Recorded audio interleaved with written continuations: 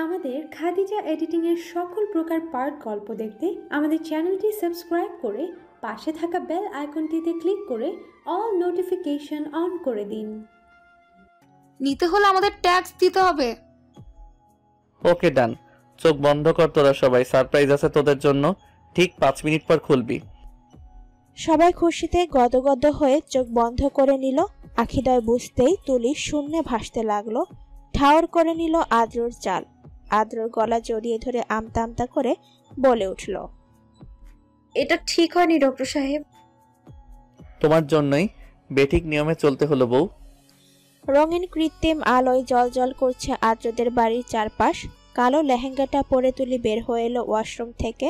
বেশ ভারী লেহেঙ্গাটা। তুলির মনে হচ্ছে তার ওজনের চেয়ে দ্বিগুণ ওজন এই অত্যধিক সুন্দর লেহেঙ্গার। পায়েল, রিমি, আমরিন, ঝুমু সকলেই বসে বসে তুলির অপেক্ষা করছিল। তুলি বেরোতেই সবার নজর গিয়ে পড়ল তার উপর। পায়েল এগিয়ে গিয়ে হাত টেনে ড্রেসিং টেবিলের সামনে বসিয়ে দিল তাকে। গায়ের গহনাগুলো পরিয়ে দিল এক এক করে। খুব হালকা মেকআপে ফুটিয়ে তুলল তুলির অন্যরকম এক সৌন্দর্য। রিমি অনেক শুনেছে শ্যামলা বর্ণের মেয়েদের সাজলে অদ্ভুত মুগ্ধতা ফুটে ওঠে চেহারায়। তুলিকে না দেখলে কথাটা শোনাই থেকে যেত তার। সবাই একগাল হেসে বলে উঠল, মাশাআল্লাহ। তুলি লজ্জা পেল না, বরং সবার সাথে তাল মিলিয়ে হাসল। আরশিতে নিজের প্রতিবিম্ব অবলোকন করলো এক পলক।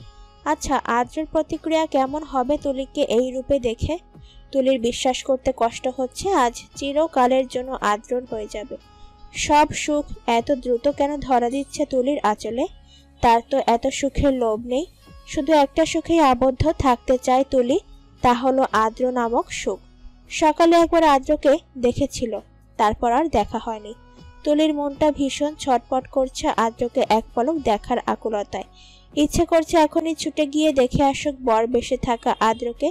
এই অপেক্ষার প্রহর সইছে না তুলির। সময়টা বেশ দীর্ঘ মনে হচ্ছে তার নিকট। সত্যি কি সময়টা দীর্ঘ, নাকি তুলির অন্তরস্থলে প্রিয় মানুষের জন্য উৎপত্তি হওয়া তোলপাড়? অবশেষে অপেক্ষার প্রহরের সমাপ্তি টানল ইনশিতা। দরজা ঠেলে বলে উঠল, তুলিকে নিয়ে নিচে আসো সবাই, রেজিস্ট্রির জন্য ডাকছে। এত সময় অবধি তুলির অপেক্ষা করতে কষ্ট হলেও এই মুহূর্তে বুকটা ভীষণ ধুকপুক করছে, যেন অশনিপাত হচ্ছে বুকের মাঝে। আমরিন এগিয়ে এসে তুলিকে টেনে দাঁড় করিয়ে হাঁটা ধরল। এক একটা কদম তুলিকে এগিয়ে নিয়ে যাচ্ছে চিরতরে আদ্রর কাছে। তুলিকে বসানো হলো সাদা পর্দার এক পাশে।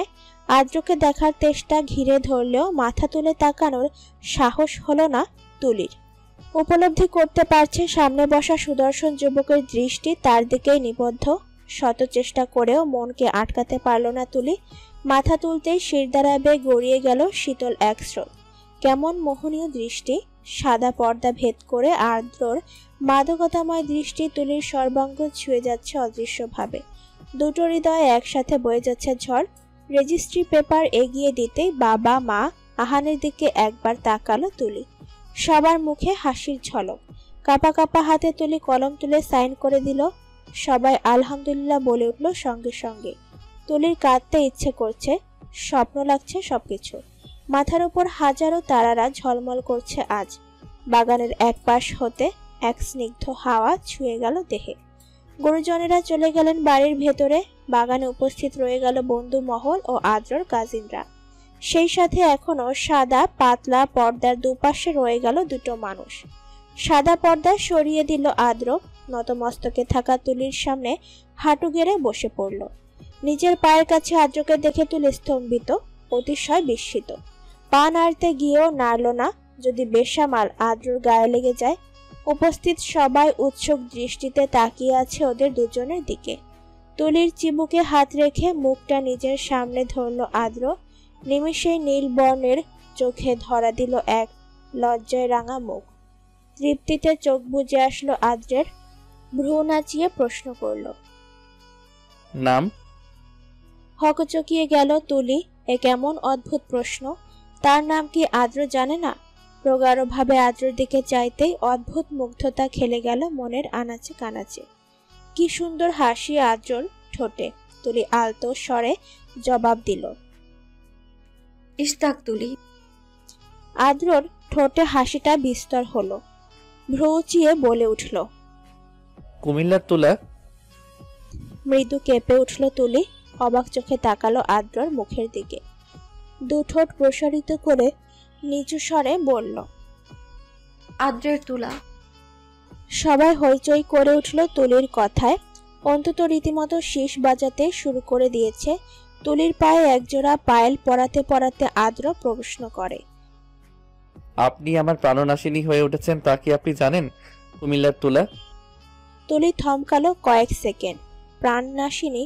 তুলির সমীকরণ মিলাতে চাইলেও ঠিক কতটা ভালোবাসলে কারো প্রাণনাশিনী হওয়া যায়। বাগানের একপাশে খাবার আয়োজন করা হয়েছে। তুলি বসেছে আহানের পাশের চেয়ারে। আজ ভাইয়ের হাতে খাবে বলে পণ করেছে মনে মনে। আহান সম্পর্কে খালাতো ভাই হলেও তুলিকে সর্বদা আপন ভাইয়ের মতো আগলে রেখেছে। বড় টেবিলটায় এক এক করে বসে পড়ল পায়েল, রিমি, অন্তু, নিবিড় সকলে। আদ্র কালো শেরওয়ানির হাতা গুটিয়ে বসলো তুলির মুখোমুখি। আহানের হাতে তৃপ্তির সহিত খাবার খেয়ে যাচ্ছে সে, তা দেখে স্মিত হাসলো আদ্র। তুলির গলায় ঘামের বিন্দু চোখে পড়তেই বড় টেবিল ফ্যানটাকে ঘুরিয়ে দিল তুলির দিকে। তুলি বিস্ময়কর দৃষ্টিতে চাইল, অতঃপর দেখতে পেল পায়েল, রিমি, অন্তু, নিবিড়, সাগর সবাই প্লেটে খাবার নিয়ে আদ্রর চেয়ারের পাশে গোল হয়ে বসেছে। প্রচন্ড অবাক হলো তুলি। অন্তু, পায়েল, রিমি সবাই একে একে এক লোকমা ভাত আদ্রর দিকে এগিয়ে দিল। স্বাচ্ছন্দ্যে খেয়ে নিল আদ্র। তুলির চোখ জুড়িয়ে গেল এমন দৃশ্য দেখে। আমরিন ক্যামেরা বন্দি করে নিল মুহূর্তটা। তুলির কানে কানে বলল, জানিস ভাইয়ার বন্ধুগুলো ভাইয়াকে ভীষণ ভালোবাসে। এই মুহূর্তটার জন্য কত বছর অপেক্ষা করেছে ওরা। মেডিকেল থাকতে ডিসাইড করেছিল যার বিয়ে হবে তার বিয়েতে পুরো বন্ধুমহল তাকে নিজে হাতে খাইয়ে দেবে। তুই তো শুধু এই দৃশ্যটা দেখছিস। একবার রিমু আপুর জ্বর হয়েছিল, সামান্য জ্বর একটি কান্না টানা করলো সাগর ভাইয়া, পায়েল আপু, অন্তু ভাইয়া, ভাইয়া নিবিড় তো এক পাও নড়েনি রিমি আপুর বাসা থেকে। যতদিন না রিমি আপু সুস্থ হয়েছে সবাই রিমি আপুর বাড়িতেই ছিল। তুলির ডাগর ডাগর আখি দয়ে খুশির অশ্রু দেখা দিল, মন থেকে দোয়া বেরিয়ে এলো। অটুট থাকুক বন্ধুত্ব। রাত 12টা বাজে। তুলিকে অপেক্ষা করানো ঠিক হবে না ভেবে ছাদ থেকে নেমে এলো আদ্র। দরজার সামনে নিজের দুরন্তবাজ বন্ধু বান্ধবদের দেখে ভ্রুকুচকে এলো তার।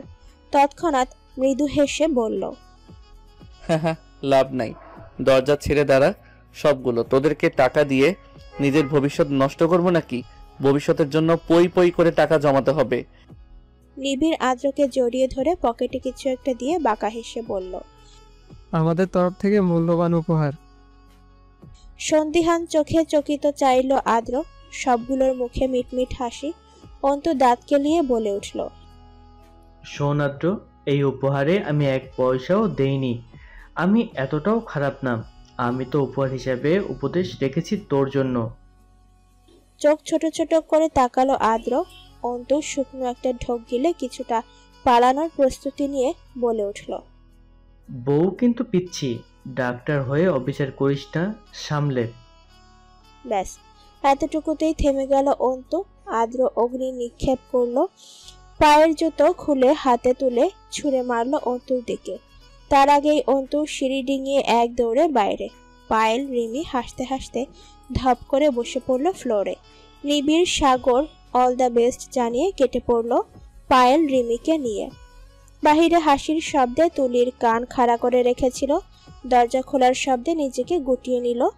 হুট করে হৃদস্পন্দন কেমন দ্রুত গতিতে ছুটতে শুরু করলো। শ্বাস প্রশ্বাস ভারী হয়ে আসতে লাগলো ক্রমাগত। আদ্র তুলির দিকে এক নজর তাকালো।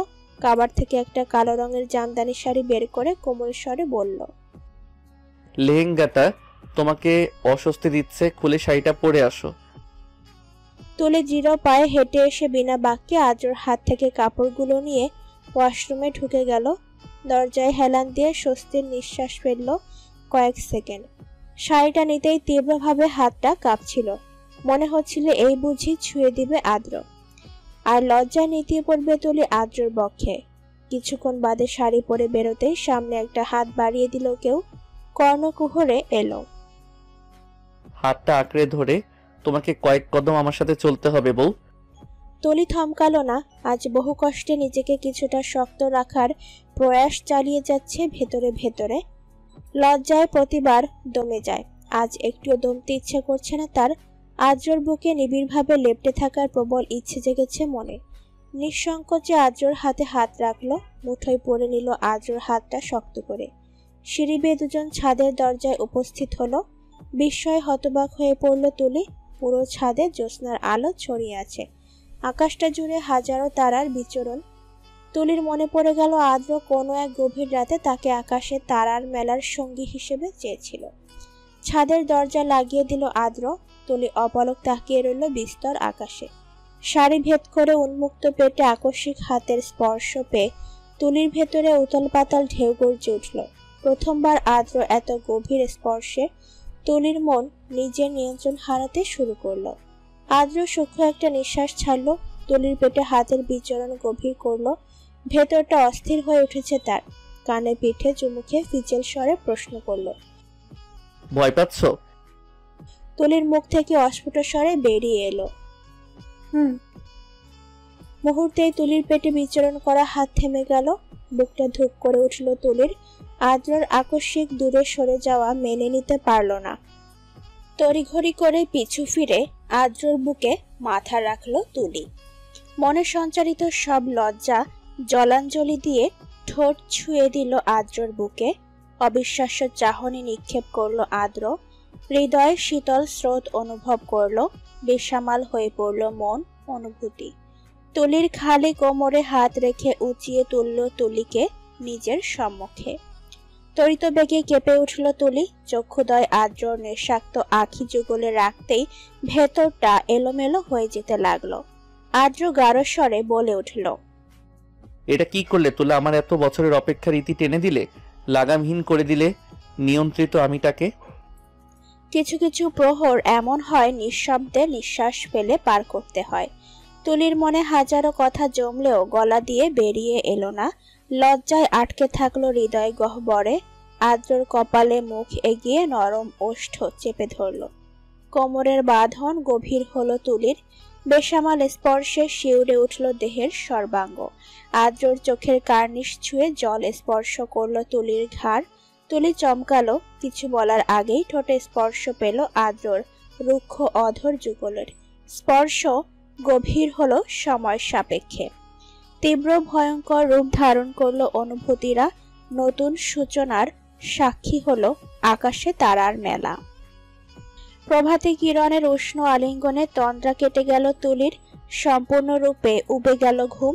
কপাল কুঁচকে চোখ মেলে তাকালে রুমের ডান দিকে বারান্দায়। বুঝতে পারল রুমটা আদ্রর। হাজারো গোলাপ জারবেরার ঘ্রাণে উৎফুল্ল হয়ে উঠল মন। কিন্তু তুলির যতটুকু মনে আছে, রাতের নিকষ আধার কেটেছে তাদের ছাদের একপাশে অবস্থিত ছোট্ট চিলে কোঠায়। তাহলে এখানে আসলো কিভাবে? তুলি নিজের অবস্থার খেয়াল হতেই শিউরে উঠল। এই অবস্থাতেই বুঝি নিয়ে আসলো আদ্র?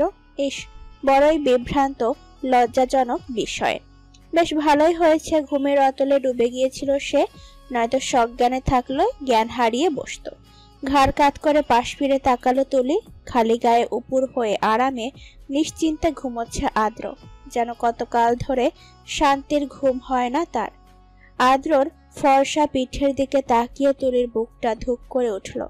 হাত বাড়িয়ে ছুতে চেয়েও ছুঁয়ে দেখল না। গুটিয়ে নিল হাত।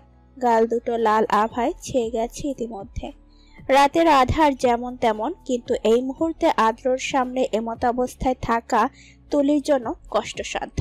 উঠতে গিয়ে অনুভব করলো সারা শরীর ব্যথায় ম্যাচ ম্যাচ করছে। টুকটুকে লাল রঙের একটা শাড়ি নিয়ে ওয়াশরুমে ঢুকে পড়লো দ্রুত। প্রায় 8 ঘন্টার সময় বের করে গোসল সেরে বেরিয়ে এলো। তখনও ঘুমোচ্ছে আদ্র। তুলি চুল মুছে চুপটি করে এসে বসে পড়লো বিছানার এক কোনায়। বাহিরে যাওয়ার জন্য তাগিদ দিচ্ছে মন, কিন্তু লজ্জায় সংকোচে তুলি ঘাপটি মেরে বসে রইল। আদ্র একটু নড়ে চড়ে উঠল। ঘুম হালকা হয়ে এলো তার। তুলিকে চুপচাপ বসে থাকতে দেখে ভ্রুজোড়া কিঞ্চিত কুচকালো। পরক্ষণে গভীর অনুভূতিতে ক্ষীণ হাসি ফুটে উঠল লাল টুকটুকে বেশে থাকা তুলির স্নিগ্ধ চেহারা দেখে। পাশে কিছু নড়বার আওয়াজে তুলির ধ্যান ভগ্ন হলো। দৃষ্টি তাক করলো আদ্রর দিকে। আতসহা অবস্থায় আদ্র পলকহীন তার দিকেই তাকিয়ে আছে। চোখে দৃষ্টি কেমন নেশাগ্রস্ত। তুলির শুকনো ঢোক গিলল। রাতের কথা মনে পড়তে বক্ষস্থলে সমুদ্রের ঢেউ নেয় উথাল পাতাল শুরু হলো। পরনের শাড়িটা দুহাতে খামচে ধরল। চোখে চোখ রাখা যে দায় হয়ে পড়েছে। তুলির মনের অবস্থা বুঝতে পেরে ঠোঁট কামড়ে হাসলো আদ্র। বিছানা ছেড়ে ওয়াশরুমে চলে যেতে নিয়েও কদম পিছিয়ে আনলো। আদ্র আয়নার দিকে নজর নিবদ্ধ করতেই তুলির অন্তরাত্মা কেঁপে উঠল। গাল দুটো নরম হয়ে এলো নিমিষেই। ধরা পড়ার ভয়ে ঝটপট সরিয়ে বাহিরে নিক্ষেপ করলো। আর চোখে সবটাই পর্যবেক্ষণ করলো আদ্র। দুষ্টুমির স্বরে তুলিকে শুনিয়ে বলে উঠল,